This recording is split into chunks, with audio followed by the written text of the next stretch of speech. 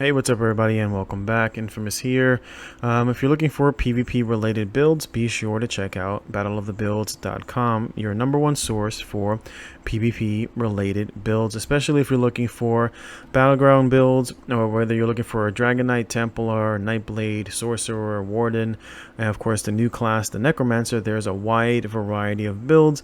They're fully fleshed out, especially if you're looking for any Necromancer information on the skills, and of course depending upon how you're playing, if you're looking for either tank, if you're looking for hybrid gameplay, if you're looking for a Magicka build, and of course I will be posting a healer version to the Necromancer class. Feel free to check out the builds on the site. They're all fully fleshed out with gameplay, of course. There'll be a little tutorial, maybe the build in action, and you might see a little clip of how to improve the class, or maybe little tips and tricks. Of course, you'll always see the skills along with what I'm running, why I'm running the particular sets, and of course what the buffed no CP stats look like once you've finished with the actual build. And of course it's there for every single build that you're looking for. I will be uploading the sorcerer, the Magicka sorcerer, my stamina hybrid sorcerer is there. You can take a look at that for whatever it is that you're looking for. And of course with these videos that I'm posting a multi-part on how to create and of course build for PvP, putting together a little bit of a guide. I hope you enjoy it. Feel free to like, comment, and subscribe, and I'll be back. And enjoy the video. Take care and God bless. In terms of the classes are really specific in terms of the type of gameplay that you're looking for. If you're looking for a class that is more of a frontline, I would classify the Magicka DK as a control class. In group content, you'll typically see the DK utilizing things like either chains or talons to either pull their targets into their team, or to keep targets in the area to both offer to keep players rooted, as well as the ability to peel for their teammates by either rooting them or hard CCing them with crowd control, for example with Fossilize, which is a great way to help keep your team alive, as well as the ability to do a lot of damage over time. It's a very sturdy type of gameplay. It plays really well with Sword and Shield because of the passives. The passives are geared towards utilizing Sword and Shield, and there are some niche builds that you could utilize with a Destro staff. For Stamina DK is also great at single target dot pressure, as well as single target crowd control. It's a really good option for someone who is looking to run a lot of dots and being able to CC someone and keep them in place, and then basically load up all of your dots while having access to immense healing. Depending upon, of course, how you play, the Magicka DK is a little bit tankier when it's reliant on a lot of the heals that it gets from its various abilities. For example, Embers, the Whip proc, as well as Coagulating Blood, which is your main heal. And then of course you'll have like a back bar heal from Cauterize, as well as your heals that you get whenever you utilize an alt. Stam DK on the other hand has access to Igneous Shield, which you will typically not see a lot of Magicka DKs use, and that gives Stamina DK access to Major Mending, which gives you 25% more healing. Stamina DK works really well in heavy armor because it lacks mobility, and so heavy armor is a really good choice to help you stay in the fight, especially because of the passive from the Constitution passive, which gives you both stamina and Magicka whenever you take damage. That allows you to keep your Igneous Shield up, which basically increases all of your healing sources by an additional 25%. Again, you typically don't see it utilized on Mag DK because it's too expensive, and Mag DK has better ways of healing itself, for example with Whip and Cauterize and Embers, than having to rely on the extra healing from running Igneous Shield. In terms of your single target burst, you're looking at the Sorcerer, which is a great class for someone who wants to play from ranged either with pets or without pets. Works well either way.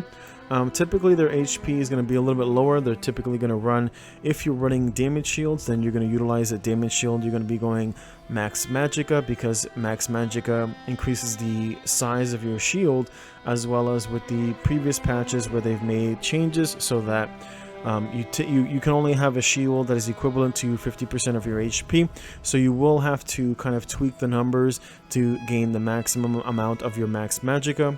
I go max spell damage for a little bit more burst. I don't really utilize the damage shields. I take advantage of other sources of healing from the kit. You can also utilize the sorcerer as a pet class, as they have access to 3 pets, 2 from their abilities, and of course 1 from their ultimate. And then of course you can always, for example, utilize one of the monster helms for a 4th pet. So there's various gameplays, and of course you can also utilize it as a stamina sorcerer. If you're looking for a hybrid stamina sorcerer, the link will be at the top for those who are looking to take advantage of the entire kit, where you're able to utilize your magic abilities to both deal damage and heal and stay mobile, as well as utilizing stamina abilities to deal damage and heal. Feel free to take a look at my spell sword. Of course, you can take a look at that. The link will be at the top. You can click on that, or I'll leave a link on the Battle of the Builds website, where there is also a fully fleshed out guide to the hybrid stamina sorcerer. It's a really good choice. Like I said before, if you're looking to play as a stamina, it is one of the most mobile classes in the game. So if you're looking to play kind of like a run and gun sort of gameplay, then the sorcerer is your choice. The Nightblade is designed for stealth combat. If you're looking for a more assassin style gameplay, then the Nightblade is your choice. It's really good for coming in and out of fights, as well as being tanky enough because of some of the changes that they've made to the bow skill, where you now gain an additional 15% mitigation after light attacking for 5 times, as well as having access to minor protection, as well as having access to some other buffs that will give you damage reduction. For example, to AoE attacks, they have an additional 25% for those who utilize the skill Blur.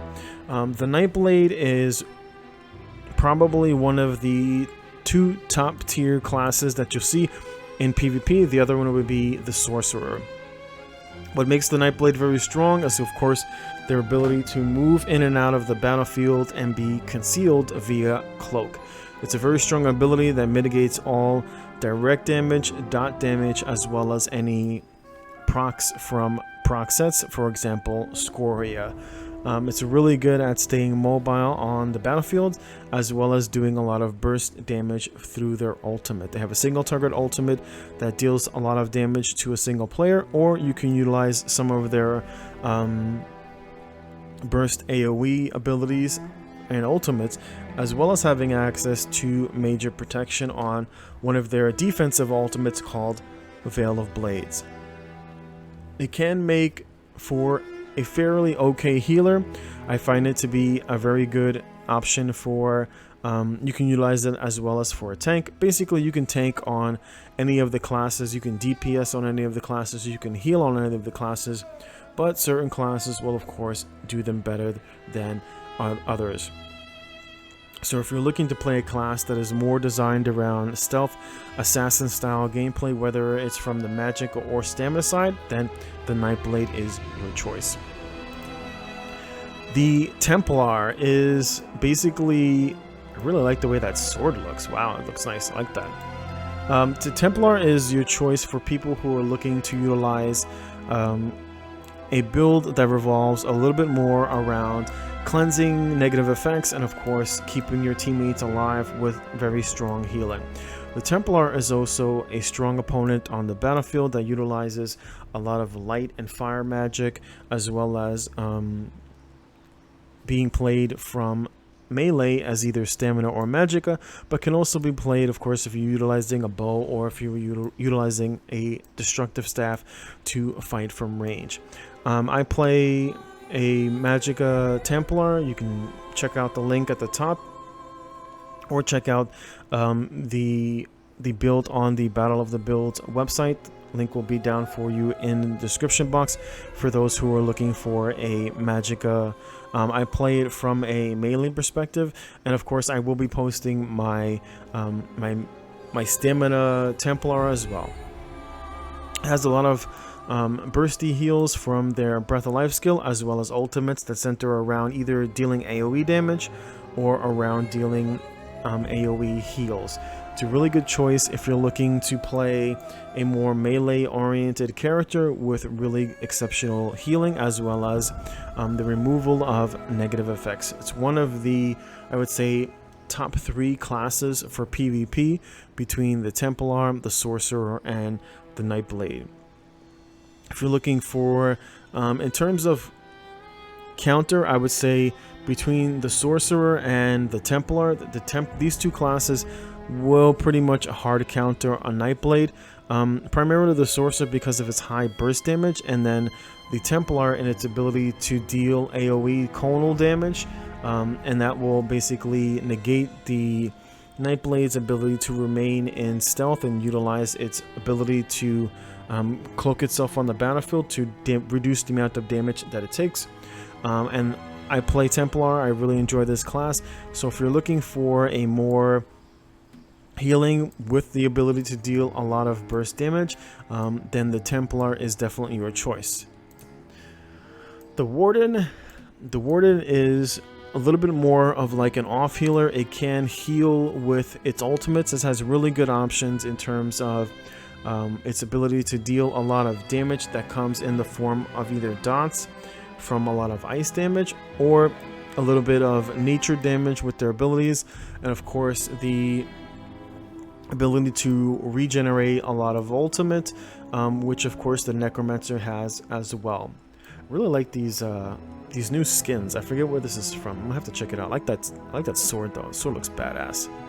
But in any event, the Warden is your option if you're looking for a little bit of game design that revolves a little bit more around nature magic, healing, and slight burst damage, but it primarily serves as more as a protector for their teammates by giving them an extra HP, extra regen, as well as giving them extra regen and healing. It's a really good class as an off healer, and of course it really does really good damage as a stamina Warden between the ability to keep up with more Dawnbreakers, and of course between Shulk, which does a lot of area of effect damage. And of course the recent introduction to the Elder Scrolls is the Necromancer. The Necromancer has a lot of utility to keep itself alive. If you're looking to deal a lot of negative effects on the battlefield, or if you're looking to help protect your allies a little bit, the Necromancer can do that. It offers minor protection, and of course in terms of negative effects, it offers things like major and minor vulnerability, as well as minor maim, and of course the slow reduction, as well as rooting its opponents. It revolves a lot around the use of corpses. So every time either one of your summons dies, or whether one of the players on the battlefield die, they will leave behind a corpse that the Necromancer can utilize to either heal itself or its group, or to deal damage to its enemies. It also utilizes the corpses to drain the corpses for additional ultimate.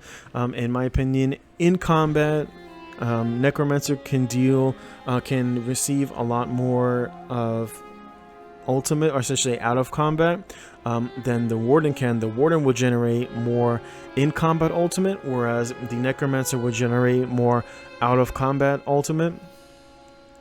Currently, the Necromancer is a little bit underwhelming, and it's primarily revolved around the problems with the pathing from Blast Bones, but in the next patch we're hoping that will be fixed.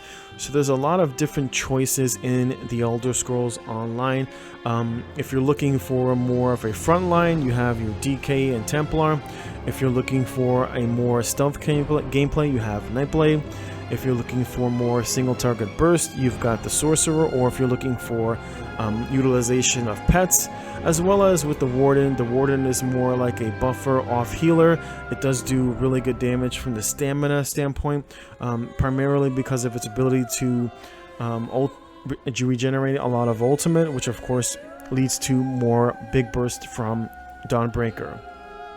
And then of course you have the Necromancer, which can make a good tank. It can make a good debuffer, and it also does fairly good damage, especially once the Blast Bones gets fixed. So in the Elder Scrolls you have a wide variety of choices to play either support, damage, tanking, either off heal, main heals, range damage, direct damage, dot damage. So really depending upon what you want to play and how you want to play, you have a wide variety of choices. I try to post as many viable builds on the website battleofthebuilds.com. Feel free to check it out. The link will be in the description.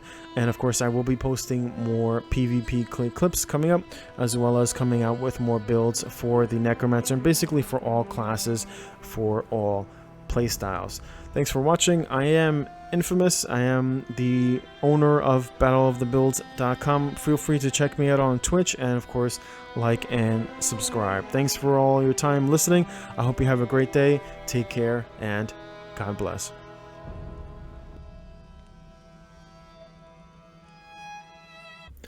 Thanks for watching. Feel free to like, comment, and subscribe.